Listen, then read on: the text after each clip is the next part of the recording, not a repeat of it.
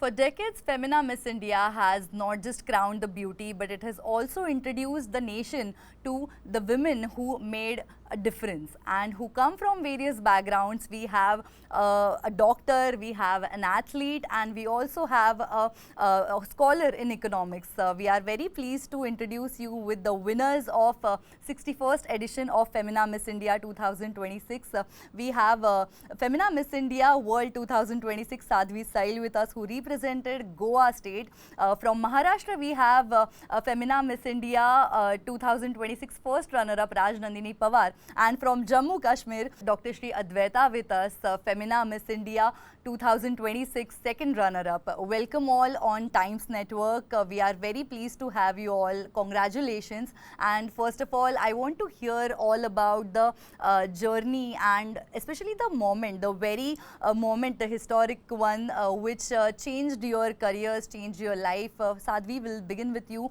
Tell me about that very moment when your name was announced on that stage, when you were crowned. How was the feeling? How things were in your mind, in your heart, and what you could see in front of your eyes?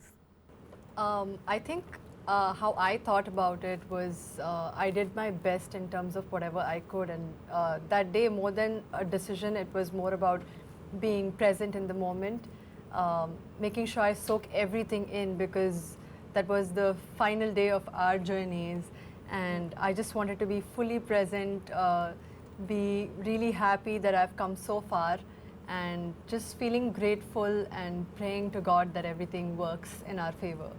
So yeah, that was what I felt in that very moment. How was that for you? Who were you could see rooting you in the audience, rooting for you, and how was the feeling overall when your name was announced? I think throughout the finale, what I did was I kept looking at my parents because I'd spotted them initially. And after every single performance, after every single round, I made sure to make eye contact with them. And my father, as usual, he was my biggest cheerleader. He was jumping up and down like a kid. And that is what happened during the crowning as well.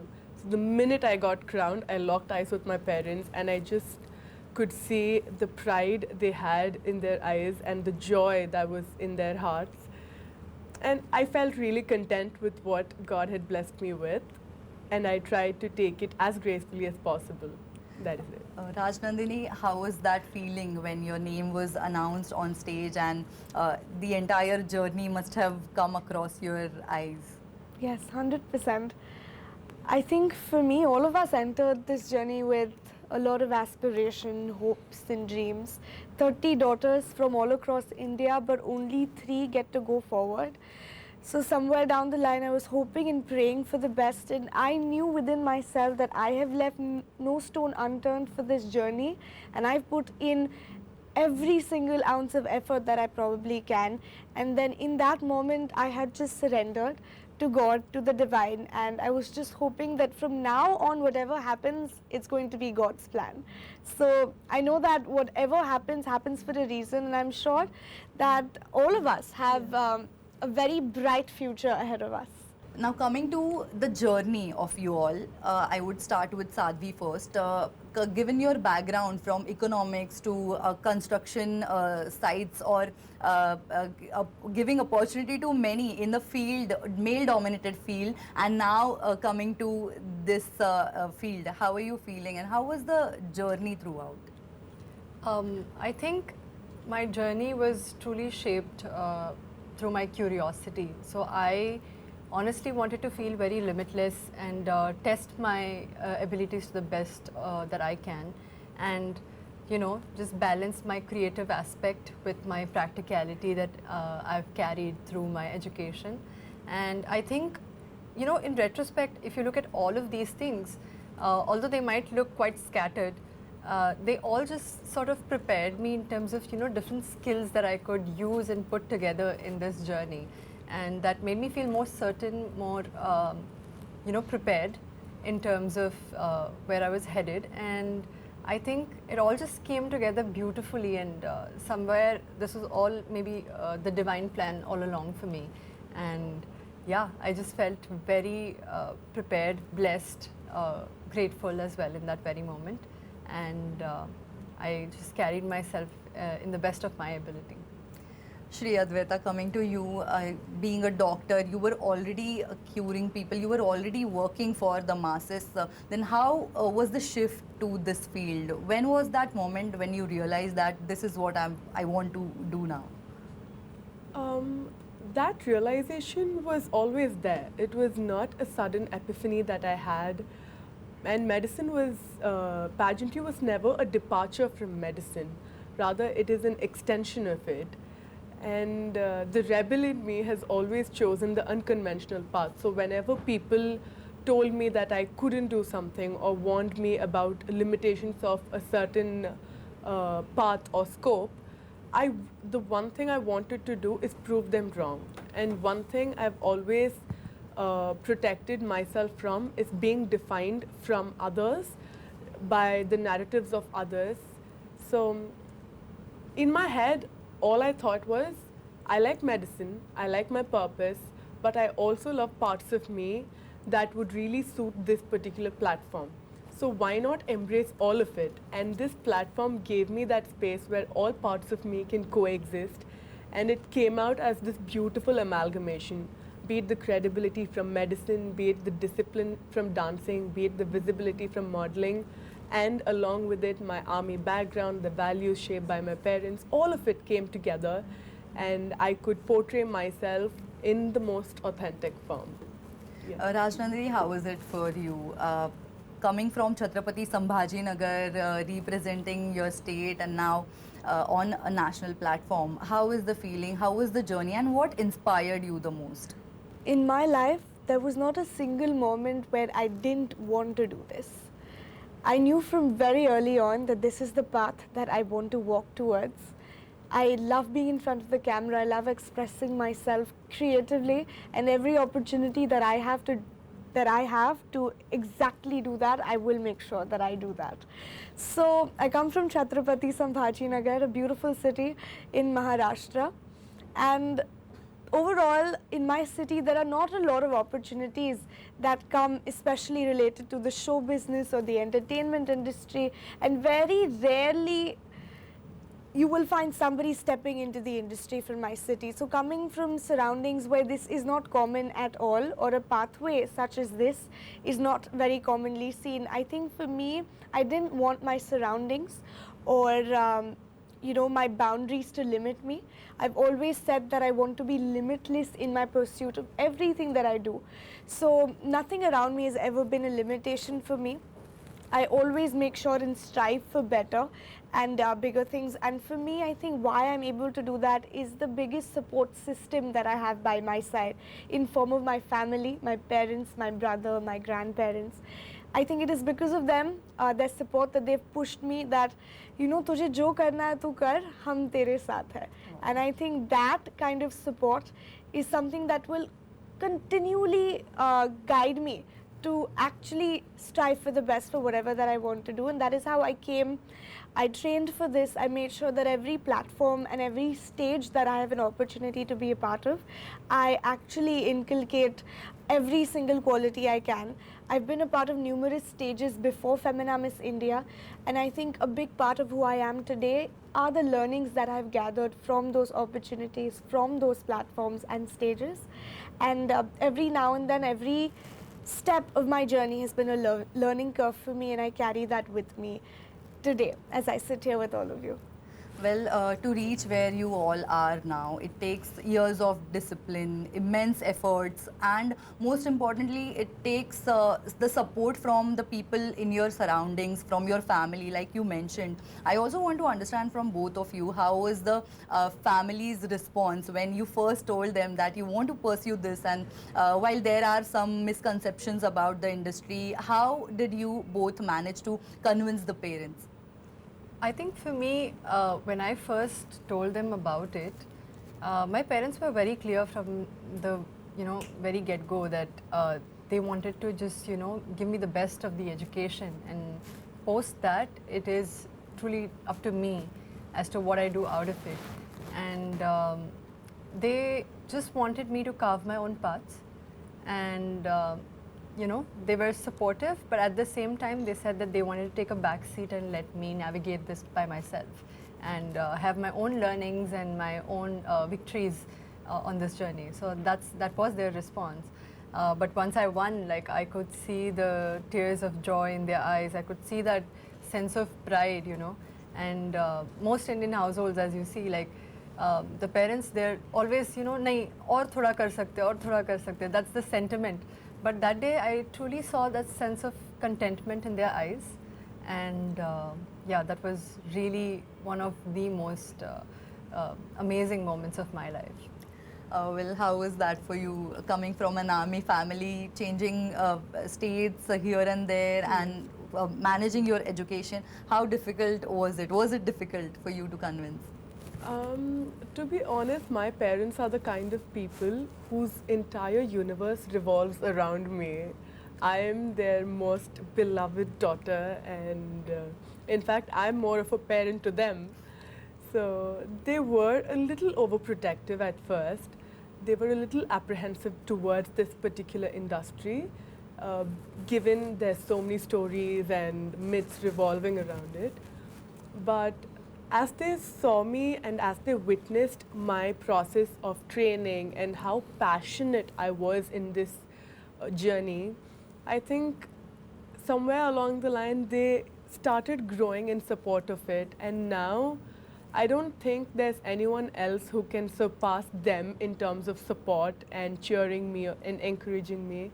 Even now, even after the crowning, the first thing my parents said is, the first thing my dad said is that, Adwaita, I don't know if I can give you tips or advice anymore, because I believe you have gained that recognition for yourself. But I completely trust you and have complete faith in you that no matter what you do, you know your limitations, you know your potential, and I know you will make us proud. So that leap of faith as a daughter, hearing those words, is just something else. Well, definitely. And this year we are also celebrating the Daughters of Soil. So coming from different regions, we represent our states, our culture, tradition, food. So I want to understand from three of you that what's the most favorite thing of you that you love about your state, or that you love to represent it to the world? I think in a world so busy, it's also very important to, you know, give yourself the time and space to truly reflect or take a step back and relax. And I think that's the Goan spirit that we all carry, you know, that Sushagat life, as you are very well aware. So I think that's something that I think we should all learn in a country full of overachievers and, you know, dreamers. I think it's also very important for us to rest, you know, reflect, and yeah, just ease into things, be in the present, just enjoy what life throws at you, and enjoy the very moment that you're in. And I think that's something that my state definitely brings, that perspective. So yeah. What do you think about Maharashtra that, according to you, is something that the world should learn about, that you are the most proud of it? Yes, I take so much pride in representing Maharashtra on this stage. The very day I got crowned as Femina Miss India Maharashtra will always be a special day for me, because I get to represent the land of Chhatrapati Shivaji Maharaj. That name itself, this land carries that warrior spirit. It carries that spirit of being fearless in your pursuit, and I think I take that pride to represent that spirit of Maharashtra, where you are unstoppable. If you have that one goal right in front of you, you will make sure that you achieve it and that you stick to that vision and follow it with a fearless spirit. We sit here today in Mumbai, the city of dreams, one of major parts of Maharashtra, and I think the only reason that all of us sit here today is that spirit of not giving up and that fearless spirit.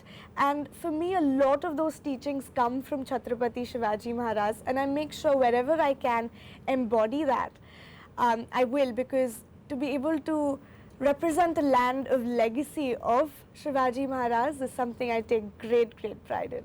Definitely. Coming to you, Shri Advaita, you have traveled many places in your life, and that was definitely a best part because you could adapt different cultures within you. So, what's your favorite, and what area, region would you love to talk about? Um, so giving you a background, I was born into Tamil Telugu heritage, but I was completely raised in Jammu, and then after living across a number of places throughout India, now I'm settled in Chennai right now in Tamil Nadu, and I feel like I'm the literal example of our thing, daughter of the soil, and the one thing that traveling throughout has taught me is adaptability is definitely there, but it has taken out the fear from uncertainty, that apprehensiveness towards uncertainty, because we are always taken out of our comfort zones.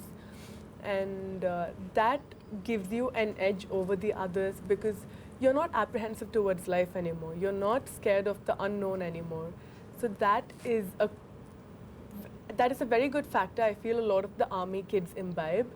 And apart from that, one common factor I find both in Tamil Nadu as well as Jammu and Kashmir is that the people, they're extremely warm and hospitable. Especially Tamil people are known for the warmth and how they treat guests. Also the symphony of contrasts you can witness in these states where you see rooted culture and heritage thriving alongside modern advancements and scientific technology. It's just beautiful in a very, not a surprising way, but I love how there's a blend of both the worlds. So that is what I truly appreciate. Well, the crown comes with a responsibility, and how do you think that you are going ahead with this responsibility, working for others, creating awareness, especially for the women in India? Yeah, I think definitely the crown comes with a lot of responsibility and also visibility. So I plan on channeling that to create some kind of an impact, be it a small one or a big one. And as we were just discussing as well, I want to talk about more skill-based work for women. For instance, like not all of us have the privilege of having a great education, and while it's widely believed that this is something that's vital for you to earn a livelihood, you can also depend on skill sets like candle making, sewing, or even cattle herding. And there's a lot of things that women can do which can empower them and their families. And I sort of also did a study on this about the role of self-help groups and microfinancing in terms of empowering women and lifting them up from lifting families out of poverty. So yeah, that's just something that I am truly vocal about.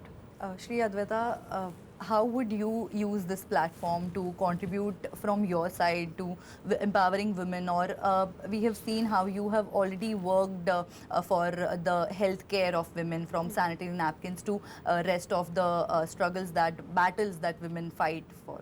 Yeah.